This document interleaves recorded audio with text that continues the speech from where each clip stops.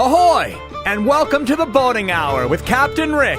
The Boating Hour brings you the latest and greatest essential information about everything that sails, floats, or motors upon the high seas of Southern California. From landlubbers to old salts, there'll be something for everyone. So climb aboard and get ready to sail with Captain Rick. Ahoy out there, and welcome to the Boating Hour. I'm Captain Rick, and I want to thank you for joining us here on AM 870. We're here every Saturday at 4 p.m. Please be sure to visit us on the web at theboatinghour.com. Now on Instagram, Facebook, YouTube, and Rumble, The Boating Hour with Captain Rick. Thanks to our sponsors for our show today. For a healthy gut, the best probiotic on the market, Livia One Probiotics, natural, organic, and allergen-free. And Raycom Radios, reliable two-way radios throughout Southern California. Stay tuned. We're going to talk about some of the radio communications clinics that we're going to be doing coming up. There's a lot of boat shows coming up. We'll talk about that as well. I want to wish everybody happy Veterans Day. Veterans Day, I will be, as this is airing, I will be in Culver City because we're honoring the vets. So that's pretty exciting. But today, I've got a guest, a special guest, Tamus from Santa Monica Windjammers Yacht Club and RBOC, Recreational Boaters of California. Thanks for joining me. Well, thank you, Rick. I really appreciate the opportunity of being here and talk about the Recreational Boaters of California. You know, Tamus, I didn't know they existed until there were problems, and I started reading about how difficult it is for boaters. And all of a sudden, I realized how important they are. So let's talk about this. And I've talked about the RBOC when I found out they existed. And they're so important for the boaters out there because we get ignored. But tell us what RBOC does and then what you do. Yeah, that's the important thing to know about RBOC. Recreational Boaters of California is the only organization that in California that protects the rights of boaters to enjoy their waterways and lakes and the navigable waters. Without us, the legislature in Sacramento, they come up with all these crazy laws. They try to make an impact on the government, and all of this affects our ability to enjoy the sailing, the boating activities that we all pay for it. And either with our fuel taxes or with our contributions. But so since 1968, RBOC has been fighting for the boaters' interest.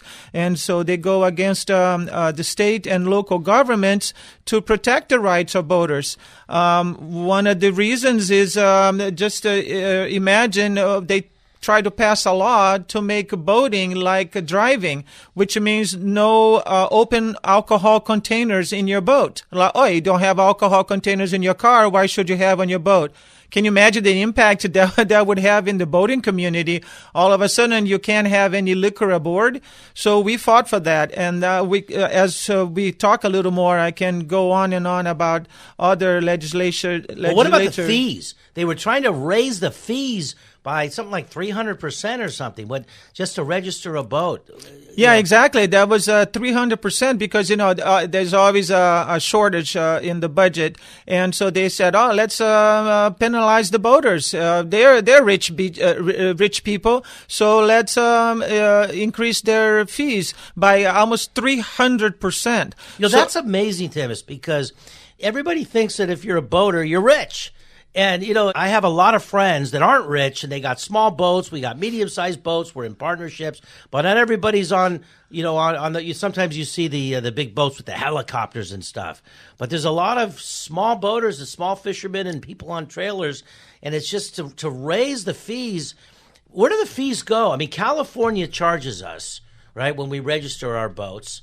And then, how does the money work? Because I remember Arnold saved they were going to put all the fishing fees in the general funds, and Arnold changed that, and they were going to get rid of a couple different things. So he was actually pretty good to the to the boaters. But where does this legislation come from? I mean, is it our state legislators? It's all the assembly bills and the Senate bills that come up all the time. One of the things that we are fighting currently that it's really going to have a huge impact on the boaters is the TMDL, the total metal daily load that gets leached from all boats into the waterways. And that's to prevent the algae from growing on bottom of boats. Copper is used in the paint. So, but you always have to keep cleaning, so a little bit of the copper comes out in the waterways. And all of a sudden they said, "Oh my God, well, you're putting too much copper in the water."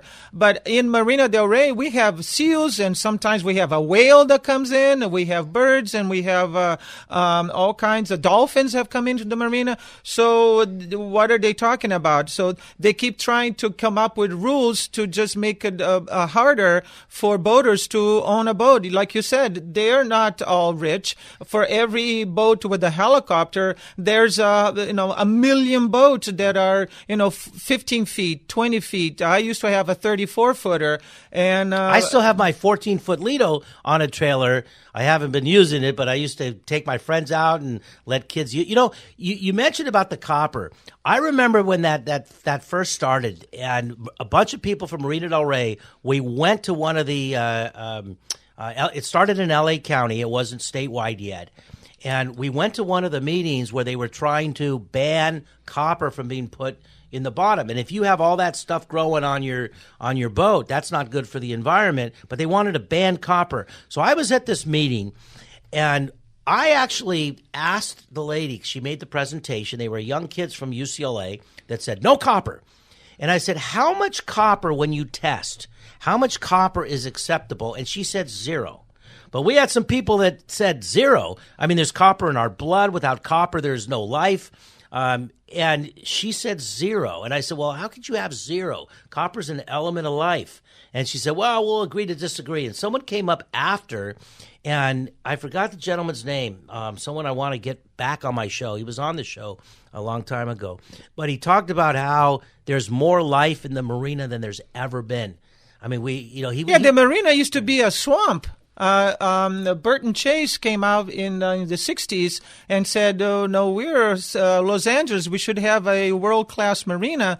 And so they started dredging for years, and they blocked it, and they created all the docks and everything, and it became the biggest man-made marina in North California, North America. No, at one time it was the largest recreational man-made harbor in the world. In the world. But it changed when they've done all this redevelopment and the gentrification a little bit, and so it used to have it used to be a swamp, and even every so often when you're just looking at the water, all of a sudden you see this bubble that come up because that's methane. All this. We had oil rigs, and we had oil that sometimes bubbles up as well. So now all of a sudden copper is the bad guy. So we fight in Sacramento as a lobbying organization. We have this organization, Desmond and Desmond is our lobbying firm that we use to keep us abreast of all the legislations, all the spot bills that keep coming up from Sacramento. How do you make your money? Where is it all donations for the RBOC? Yeah, this is what one of the things that I'm going to plug in a little bit here. Because, give the website. How do people find out about the recreational boaters of California? www.rboc.gov and gov. And so you go there, and then you become friends of RBOC. So let's say when they were trying to do the 300% increase in registration, we had a call to action. And so by disseminating that information, we have a lot of yacht clubs and private people and boat owners and marina operators. We partner also with Boat US. That's our national organization that keeps us abreast of all the federal regulations coming down. So we partner with them, but we pay for this lobbying firm. So all the money that we collect, it's all donations. And I really wanted to encourage all your listeners to who are all boating and they all benefit from the work of RBOC to go to our website and become friends of RBOC. Donate $10, $20, $100 if you can, because without them, without us, we have no rights in Sacramento. We won't even know about all these bills that keep coming up, piling up. One of the things that we just defeated was the marine flares. They were trying to pass this Senate Bill 1066, a Blakespeare, to try to make the producer of the marine flares responsible for their collection once they expire. Well, the Orion, which is the only manufacturer that makes those things in California, they said, forget it, we're not going to be building anymore. How would they do that? You buy flares, and you need the flares for safety. Boats have to have Coast flares. Guard mandates. So what were they going to do? They were going to charge or bill or make Orion They were going to make responsible? a bill for Orion to pay for the collection of all these expired marine flares at their cost.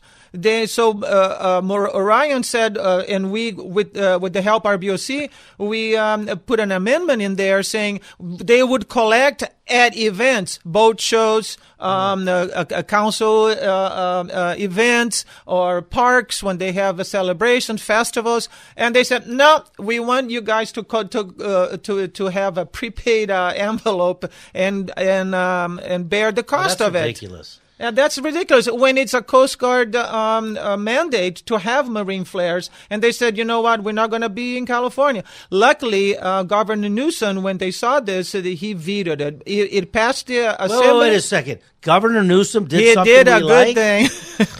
All right. Well, he must have a boat. Da, da, da. that's okay. That's good news. You've just made my day, knowing that our governor's looking out for us in some regard. Yeah, and another thing that he's doing that I think is really good, that he has this new 30 by 30. By 2030, he wants to have 30% of California land and waters devoted to the environment, blocked in from development, which I think is also a really good thing. Right now, 16.2% of coastal areas are already dedicated to this 30 by 30. Okay. So, but now we're lobbying to make sure that the additional 14%, it's not taking more area from the ocean. Start blocking some area from the coastal development and parks and everything, because we need to have areas where people can go fishing and enjoy the ocean. So 16.2%, it's a big area, but they were looking at another 500,000 square miles of blocked areas for his plan. So anyway, so that's what we're trying to do. One thing that we are really fighting for, all boaters right now, and we may have to do a call to action, is I'm sure you guys know about the ethanol in our gas. Yeah, and they try, because they say, gasoline is expensive, Biden. But ethanol, doesn't that ruin engines? That's exactly where I'm going there. Right now, you can do 10% they do it in cars. They can do 15% for cars. But manufacturers of boaters, they're already saying if they bring 15% ethanol, it will ruin all the seals and your engine will not be warranted anymore. That is incredible. Just because they want to save a few dollars on gas, and all of a sudden you have to rebuild your engine at tens of thousands of dollars, those big engines in these boats. So we are really fighting for that. This just came up because the federal government wants to try to lower the cost of gasoline. So is our governor on our side on this?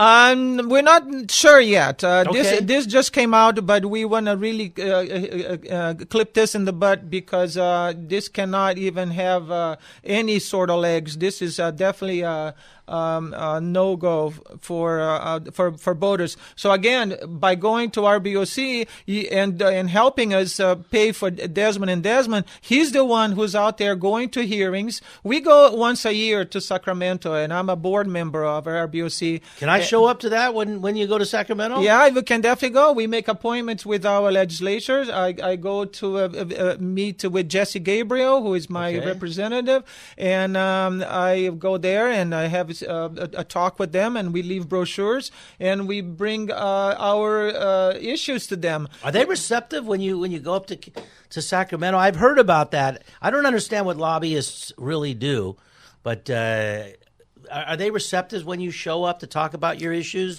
Yeah, we have appointments, and we go there, and if they are not in hearings or whatever, they do hear us, and I really appreciate some of them. We get information from them. We give, like I said, we leave flyers to them, and then we follow up. That's the important thing. So when things come up again, hey, we spoke with you about blah blah blah, and so he's saying, okay, yeah, we'll take into consideration, and some of the things get voted down. So, like the 300% increase in I just can't imagine, especially people that have multiple boats, or if you're running a program like at the club, Santa Monica Windjammers. Let's talk about that. You're past Commodore, so. That makes you what? Staff Commodore? What do they call past Commodore? Yeah, that's one thing that I wanted to go up the ladder. You start as a trophy chair, and then race chair, and then rear Commodore, vice Commodore, Commodore, and then you become staff Commodore for life. So I'm not a doctor or a lawyer, so I always have my staff Commodore Glatman. So I use that on my signature. But yeah, it's a really important that yacht clubs get involved because they have like Cal Yacht or Delray Yacht Club or King Harbor Yacht Club. They have hundreds of members, and so by notifying the yacht club about an issue, let's say the 15% gas or the 300% increase in fuel in registration, they can disseminate that information to their members, and the members can contact their local representatives and say, hey, you need to address this issue. We are... we pay... When we register a boat, we almost register, unless you document it with the federal government, most boats are registered with the state of California, and you pay a fee. But does that fee, do our fees come back into our waterways? Do they help us, or do they put it in the general fund and use it for? Well, that's a long-legged explanation, because there's a few things that go into play here. When we go to a boat, a fuel dock, and we get our diesel, it's a different color. It's like a little more pinkish than the regular diesel because it's made for marine. But we also pay fuel taxes. Those taxes should be going to boating activities. Like, let's say that you own a car, the fuel taxes that you pay go to roads, bridges, or whatever. Sure. But if you are a boater, you're not going on the freeway. You need to have access to waterways. You need to have dredging done. You need to get invasive species taken out. You need to be able to enjoy the waterways. And what's happening right now, the fuel taxes, they are being taken into a general fund. It didn't used to be that way. But sure enough, by the legislature, they just start little by little. They said, we got a budget shortfall. So, look, there's all this money here. So the Department of Boat and Waterways, DBW, they've been short now. Right now, we have a budget deficit of $20 million. And what they said, let's increase your fees by 300% to make up the shortfall. And we're like, no, we already pay for the fuel taxes. this money that we are short should be already be in there. And we're talking $170 million from fuel taxes going to the general fund to address, beach erosion, parks, landscaping or whatever. But that's not right. So we are constantly trying to get that. As you mentioned that you paid the registration fee, we used to pay directly to the Department of Waterways to register your boat. But they said, no, why don't you do it through the Department of Motor Vehicles? Well, that right there, they taking now a piece of that registration that should strictly go to boaters. Now that's going to fees for the DMV. Their processing and servicing or whatever. Yeah, I'm not a big fan of that. And I remember that's the one thing I really liked about Arnold when he was our governor. They were going to, I think, dissolve the California Department of Fish and Wildlife, which is self-sufficient, and the Department of Boating and Waterways, and put everything. I'm not a fan of general funds because then they can do whatever they want with it and not put it back where it I didn't know, $170 million. Tamus, we've barely scratched the surface, and I wanted to talk about a whole bunch of stuff, and I want to do something that I've only done once before, which was last week. I want to invite you to come back next week, because I didn't introduce you properly. I didn't talk about you. I didn't talk about the club. I didn't talk about how you got into boating. And I want to talk about that. Can you come back next week? Yeah, we'll get a little more personal. Yeah, that would be fantastic. I really appreciate the invitation. Yeah, there's so much to talk about. We just, this is a subject that people, it operates behind the, boaters go out, and I think most boaters don't know it exists. For sure, yeah, exactly. And if it wasn't for the yacht clubs disseminating to their members, this would even be further delegated to people that don't even know what's going on in Sacramento. So we need to get more boaters involved, and I appreciate the opportunity to being in this fantastic radio. Yeah, we got to talk about the club. We got to talk about the upcoming regattas. And, I've been doing this a while. I have some great guests. And right now, one of my favorite guests were on last week. I don't know if you listened to the show, but one of the greatest stories I ever heard were these two young girls. They were equestrians. You were telling me about it. Yeah, Captain Sophia and her twin sister, Ariana, and they were teenagers, and they decided they wanted to get a boat. They built a boat. Their father bought them a Boston Whaler, and they fixed it up. Took them a whole summer, I think almost a year. And then the dad went on vacation, said, you can go out on the boat, but don't go out on the ocean. And so the girls said, oh, okay, Dad. So they went out. Of course, they went out on the ocean. Now, Florida's different than here because you got all these waterways. It takes you 20 minutes to even get to the ocean. And they ended up going on the ocean.